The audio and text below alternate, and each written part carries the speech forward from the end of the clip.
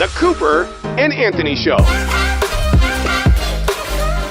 There's a woman on Tinder. Well, she was on a Tinder date at a coffee shop, which, I gotta say, good for her, because I think the problem people run into on Tinder and Bumble and a lot of these apps, they spend so much time talking back and forth that they don't actually go on a date ever. But not her. She was like, you know what?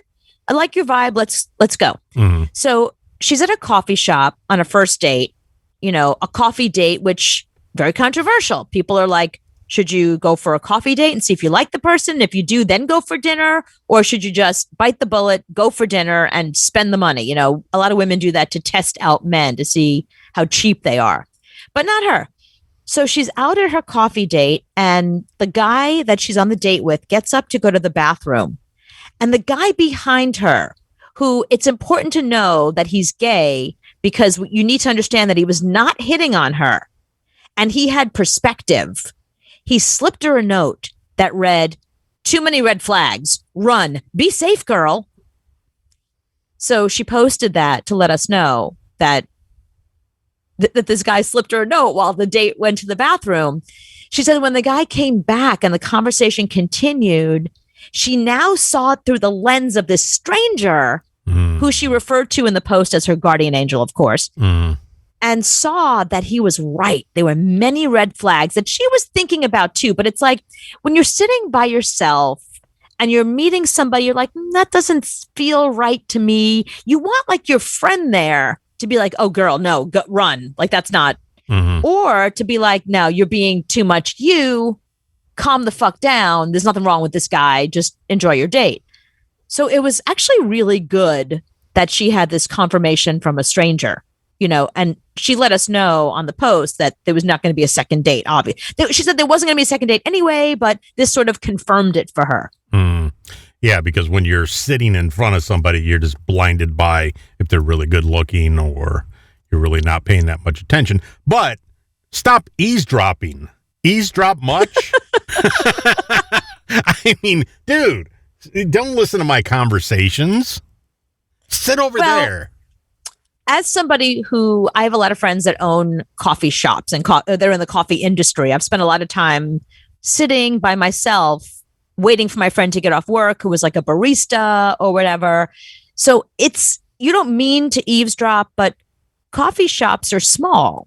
At least here in New York, they are. So you're pretty close to people and you can't help, especially if somebody is loud and obnoxious and telling a story about themselves or telling something about themselves. It's hard to not hear them. It's not like you're eavesdropping. It's just like you can just, you can't avoid it, I would have loved if he would have recorded it so we could have seen for ourselves if it was a bad situation. Yeah, I know that would have been really good. It would have been really good. She told us a little bit on Twitter what some of the red flags were for her, and they were like, just they had different political views and different financial views. And ironically, the guy seemed a little homophobic to her, which was funny because it was the gay guy sitting behind her. That was the one that kind of, and I'm only bringing up that she said he was gay because she wanted to make the point, not like that he wasn't hitting on her.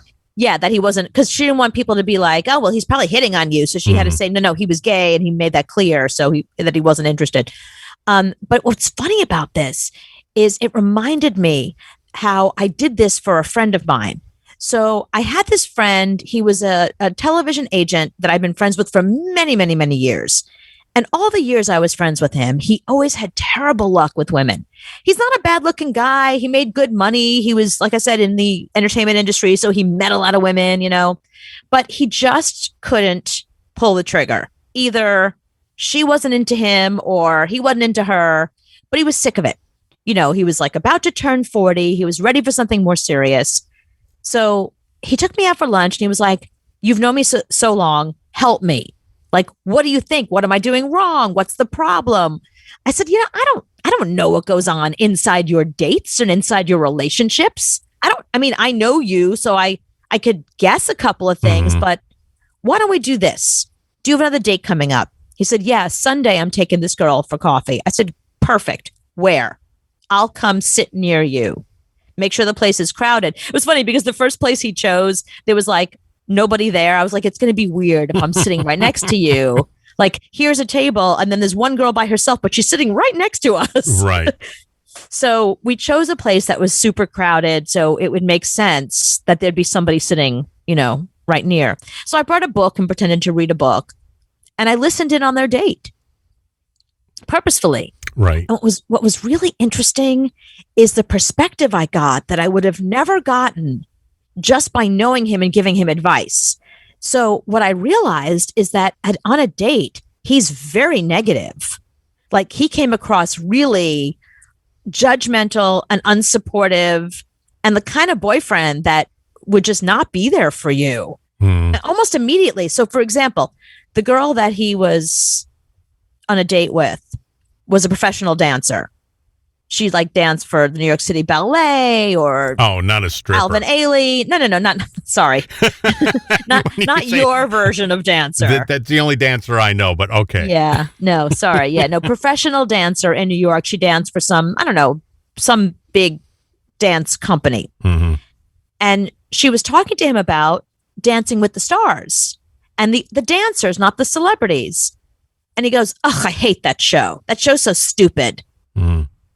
And she was like, "Well, no, it's not that it's a stupid show. It's that me as a professional dancer, we've never been represented on television before. Like, people now are into dancing. They get it. It's not American Idol where it's about singing and people can go do that at karaoke. It's a big deal. Like, in our community, we're really happy that Dancing with the Stars exists." And then he went on to say some other negative things about going to the ballet or seeing dancing that he didn't like. And I just thought, it's not like she's saying she doesn't like carrots and you're like, "Oh my God, I love carrots." She's talking about something that she devoted her entire life to. It's not easy. It's not like has the kind of career that anyone could do. I mean, what she does is very unique and very special. And he, right off the bat, shit all over it. And anytime she talked about something dance oriented, instead of being like, "Wow, that's fascinating, tell me more," he immediately gave his opinion. "Well, I know a girl who blah, blah, blah, and she didn't last very long because, once you turn 35 in that industry, blah, blah, blah, blah, blah." Negative, negative, negative. And I was, it was really interesting because when the girl left, he said, "What'd you think?" I said, "You're not getting a second date." He's like, "Why? I thought she was great. We got along. We laughed. We had a good time." I said, "She didn't." And he had no clue that she didn't have a good time. And I said, "Do me a favor, ask her out on another date. Text her tomorrow and just be like, 'Hey, guarantee she doesn't want to go out with you again.'" And I was right. She didn't want to go out with him again. And he's like, "Well, maybe I'm not her type." I said, "No, you might be her type, but you came across," and I told him, "You came across super negative." And he was shocked. And I went down the list of all the things that he said and how he shut her down. And he didn't just do it with the dancing. There were other things that she brought up. And he was really judgmental. But it's just amazing how unaware people are about themselves. I think everybody who goes on a date should have a friend sit nearby. Well, I think this is your next book. Is going out on dates with people sitting at the next table and writing a book about what people are doing wrong during a date. You'd be great at that. No, all weekend long, because I was nursing my hand back to health and I thought I was going to die. I watched because now Well, be clear about that, because if people weren't listening earlier, they didn't listen to the other segment where it sounds like you were busy with your hand all weekend. Sorry, I got stung 5 times by a wasp Saturday, so I laid on the couch all day, and I belong to Discovery Plus now, so that's all I do. That's all I do now is Discovery Plus, and so I got hooked on 90 Day Journey. Of course you did. Just because everybody on that show is just a nightmare. Yeah. And I don't know how people date. I don't know how you do it. It's everything's a red flag to me now. Right. Yeah, I know. I mean, it's funny. I look at my boyfriend now and I'm like, thank God. Thank God I got him because first of all, as you know, as I've gotten older, I've become a lot more particular about the things I want and don't want in a guy. Like I remember like in my 20s, people were like, what do you want in a guy? I was like, I like a guy who goes to the gym. Mm-hmm. That's it. Period. That was it. Right. just another guy. That could be like literally anybody at the gym. It was fine with me. As long as you're here. You don't have to actually work out. Just be at the gym. That's all I cared about. You know, and then in my 30s, I was like, I need a guy with health insurance. Mm-hmm. Like and a gym. a gym. Yeah, gym, health insurance. And then I added must love dogs. Mm-hmm.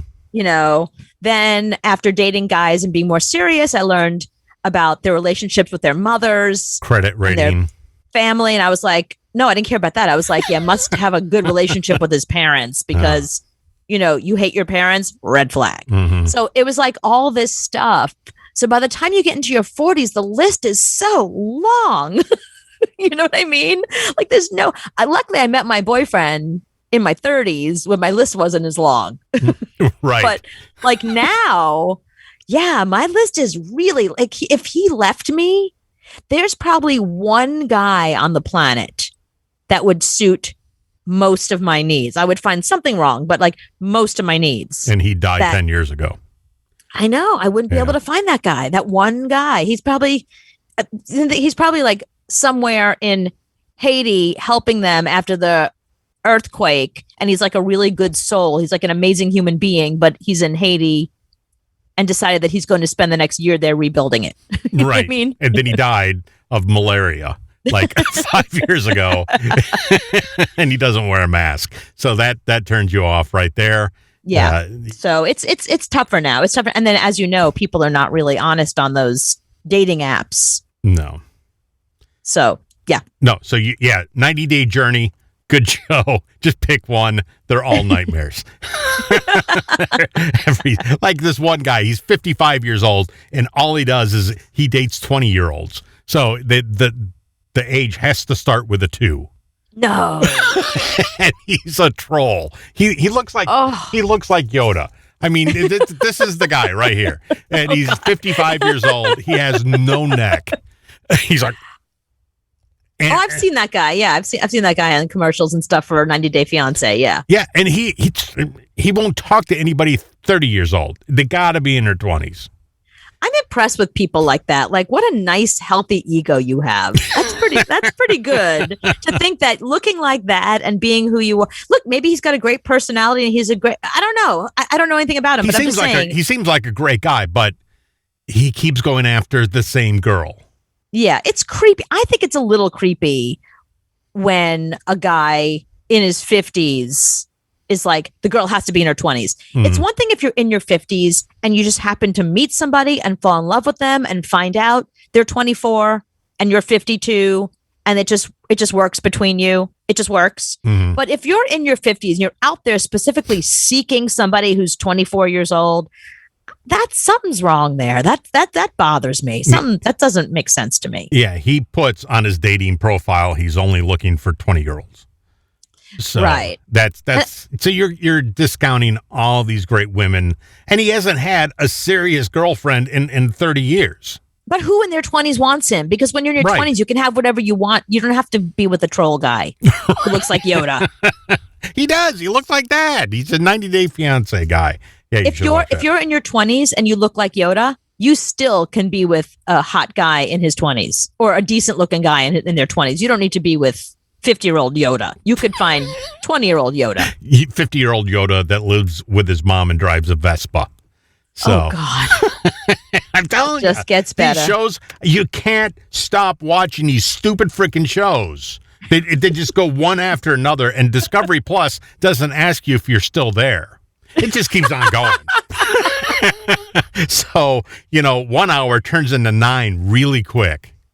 Yeah, Discovery Channel does the same thing. I have the ID Channel app. I don't pay for it. It's part of my package. But it does the same thing. Like as soon as so Joe Kenda has a new show, American Detective, where it's not just his stories, it's stories of other detectives around the country. And I love that about it. Like you'll be sitting there and the show will end. You don't have to go find like, where's my, on your remote, phone, you have well, if you don't have a remote, obviously the app is on your phone, but you don't have to bother with that because it'll just roll into the next story. Love it. Rolls right in. Next thing you know, it's Sunday. Right.